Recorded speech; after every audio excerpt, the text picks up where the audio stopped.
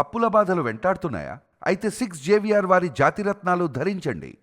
Hi hello నమస్తే, నేను మీ కట్టా కార్తీక్. మనతో ఉన్నారు సీనియర్ జర్నలిస్ట్ డివి శ్రీనివాస్ గారు. సార్ నమస్కారం. సార్ నమస్తే సార్, వైసీపీ నాయకుల రహస్య సమావేశం జూమ్లో జరిగిందంట. మామూలుగా ఒకప్పుడు ఏంటంటే ఏదైనా సమావేశాలు ఉంటే ఫిజికల్గా కలిసేవారు. ఇప్పుడు టెక్నాలజీ మారింది కాబట్టి జూమ్లో మీటింగ్ పెట్టుకున్నారంట. అయితే పార్టీని సింబాలిక్ చేస్తూ 11 మంది ఒక్కసారిగా ప్రెస్ మీట్ పెట్టి పార్టీకి రాజీనామా చేయాలి, ఎందుకు రాజీనామా చేస్తున్నామో ప్రజలందరికీ వివరించాలని చెప్పేసి కొంతమంది సీనియర్ నాయకులు అనుకున్నారంట. కానీ దీంట్లో ఊహించిన పేర్లు బయటకు వస్తూ ఉన్నాయి. పెద్దిరెడ్డి రామచంద్రరెడ్డి గారి పేరు, ధర్మాన బ్రదర్స్ పేరు, తర్వాత తమ్మినేని సీతారాం పేరు, తర్వాత ఆళ్ళ రామకృష్ణారెడ్డి పేరు, తర్వాత పెద్దిరెడ్డి గారు వచ్చిందంటే ఆటోమేటిక్గా మిథున్ రెడ్డి గారిది కూడా వచ్చేటువంటి అవకాశం ఉంది. ఏంటి ఒక్కసారిగా ఇంత పెద్ద సీనియర్ నాయకుడు రాజీనామా ప్రకటిస్తే వైసీపీ పార్టీ పరిస్థితి ఏంది? ఇంతకు ఆ జూమ్ మీటింగ్కి ఉన్నటువంటి కారణాలు ఏంటి? ఈ వార్తల్లోనూ నిజం ఎంత అంటే ఇవాళ భవిష్యత్ జగన్మోహన్ రెడ్డిని నమ్ముకుంటే ఇక రాజకీయ భవిష్యత్తు శూన్యం. అతను మారడు, పార్టీని నిలబెట్టడు. అతను ఏంటి నాన్ సీరియస్నెస్. తను ఇవాళ అసెంబ్లీకి వెళ్ళకపోవడం ఒక బ్లండర్.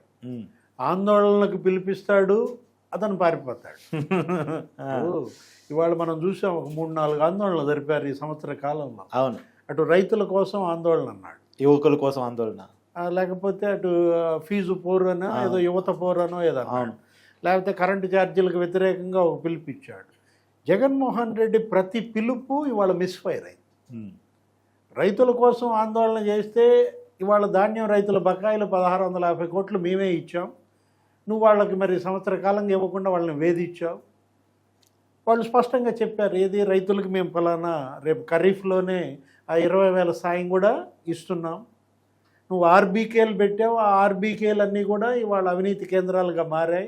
విత్తనాలు అమ్ముకున్నావు, ఎరువులు అమ్ముకున్నావు, మొత్తం డబ్బంతా మీ వాళ్ళే తినేశారు, సబ్సిడీ అంతా అని. ఇవాళ రైతులే కదా నిన్ను ఓడించింది. ఆ రోజు నువ్వు ఓడిపోయిన రోజు ప్రెస్ మీట్లో ఏమన్నాడు? 60 లక్షల మంది రైతులకు నేను అంత చేశాను, వాళ్ళ ఓట్లు ఏమయ్యాయి అన్నాడు. అంటే రైతులే ఇతనికి వెన్నుపోటు పొడిచినట్టుగా. అంటే ప్రజలు వెన్నుపోటు నాయకుడికి పొడుస్తారా, నాయకుడు వెన్నుపోటు ప్రజలకు పొడుస్తారా? ప్రజలు అంటే లేదు కదా సార్ డెమోక్రసీలో. నిన్న వెన్నుపోటు దినం కూడా అది మిస్ఫైర్ అయింది. వెన్నుపోటు దినం అని నువ్వు పిలిపించి అసలు నువ్వు దానికే వెన్నుపోటు పొడిచి పారిపోయావు. ఇంకోటి కూడా సార్, ఇంకో టాక్ కూడా నడుస్తుంది.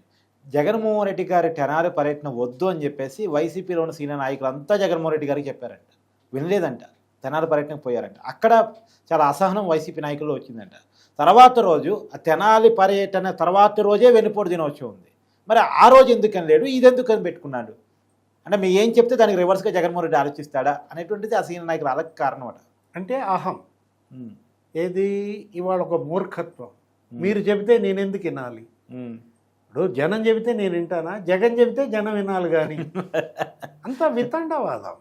ఏది అతను ఏంటి ఒక టిపికల్ మైండ్ సెట్ అనమాట. చెయ్యకూడని పని చేస్తాడు, చెయ్యమన్న పని చెయ్యడు. ఇప్పుడు హామీలు ఇస్తాడు, వాటిని నెరవేర్చడు. మనం అదికే కదా ఇవాళ 99% హామీలు అమలు చేసేసానన్నారు. ఆయనకు 1% సీట్లు ఇచ్చారు. ఇప్పుడు మద్యపాన నిషేధం చేస్తానన్నాడు, మద్యాన్ని ఒక స్కామ్ చేశాడు. ప్రతి స్కీమ్లో స్కాములకు పాల్పడినటువంటి జగన్మోహన్ రెడ్డి ఇవాళ నాయకులకి అతనేంటి నమ్ముకోవటం కష్టం. నమ్మకాన్ని కోల్పోయాడు, అవును, విశ్వాసాన్ని కోల్పోయినటువంటి జగన్మోహన్ రెడ్డి ఈ పార్టీ ఇక నిలబడదు. ఇప్పుడు ఎమ్మెల్సీ మొన్న స్థానాల్లో ఎన్నిక జరిగింది, కంటెస్ట్ చేసావా? చేయలేదుగా. రేపొద్దున స్థానిక సంస్థల ఎన్నికలు వస్తున్నాయి, పోటీ చేస్తావా?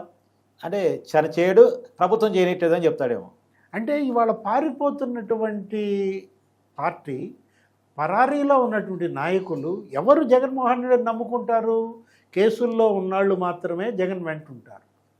రాజకీయం చేద్దాం, భవిష్యత్ రాజకీయం కోరుకుందాం అనుకునే వాళ్ళు ఇవాళ అతను వదిలేసి వెళ్ళిపోతున్నారు. ఎన్నికలకు ముందు వలసలు, ఎన్నికల తర్వాత వలసలు.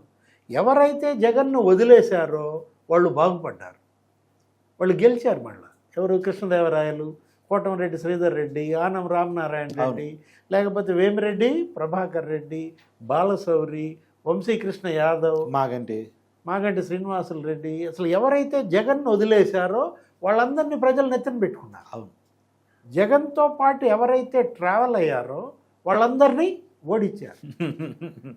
ఇప్పుడు రాజకీయ నాయకులు ఎవరు ఇక జగన్ వెంట ఉండటానికి సిద్ధంగా లేరు. ఒక నేరస్తులే ఇవాళ జగన్ వెన్నంటి నడుస్తున్నారు, ఎందుకంటే వాళ్ళు కేసుల్లో ఉన్నారు కాబట్టి. ఇప్పుడు ఆ కేసుల్లో నుంచి వాళ్ళు బయటికి రావాలంటే వాళ్ళకి వాళ్ళ జగన్మోహన్ రెడ్డి అండ కావాలి కాబట్టి.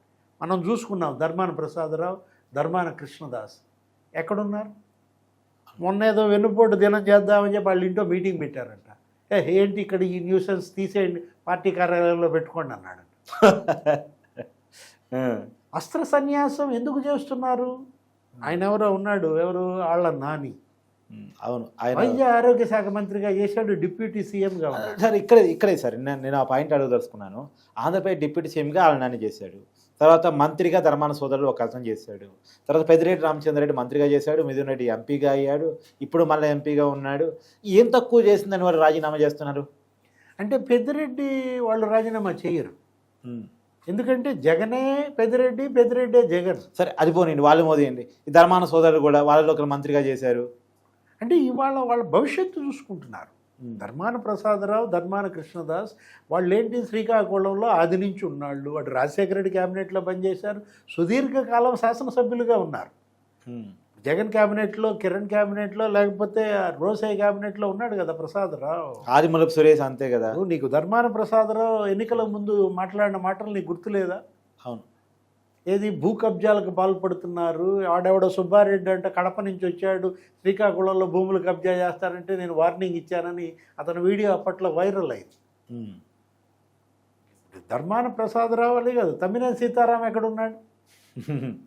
ఎవరైతే 7-8 సార్లు పోటీ చేసి ఇవాళ అక్కడ మరి గెలిచినటువంటి వాళ్ళు ఉన్నారో, అంటే రాజకీయ నాయకులు ఎవరు ఇవాళ జగన్తో ఉండటానికి వాళ్ళు సుతరాము సిద్ధంగా లేరు. వాళ్ళ కుటుంబాలు లేకపోతే వాళ్ళ యొక్క వారసత్వం అవి పరిరక్షించుకోవడం కోసం వాళ్ళు ఏంటి, వీళ్ళందరికీ కూడా వాళ్ళ కాంగ్రెస్ పార్టీ కనపడతారు. ఇటు తెలుగుదేశంలో చేరలేరు, ఇటు జనసేనలో వాళ్ళకి లేదు ప్లేస్. ఇట్లాంటి పరిస్థితుల్లో ఇవాళ ఏంటి, వాళ్ళ యొక్క స్వగృహ ప్రవేశం. అందరూ కూడా కాంగ్రెస్ పార్టీలోకి వెళ్ళాలని వాళ్ళు ఏదో ప్రయత్నాలు చేస్తున్నారంటూ మీరు ఇందాక అన్నట్టుగా జూమ్లో ఏదో మీటింగ్స్ పెట్టుకున్నారని, అటు గోదావరి జిల్లాలు కావచ్చు, లేదా ఉత్తరాంధ్ర జిల్లాలు కావచ్చు. ఎందుకంటే మొన్న ఎన్నికల్లో మనం చూసాం 2 సీట్ల ఉత్తరాంధ్రలో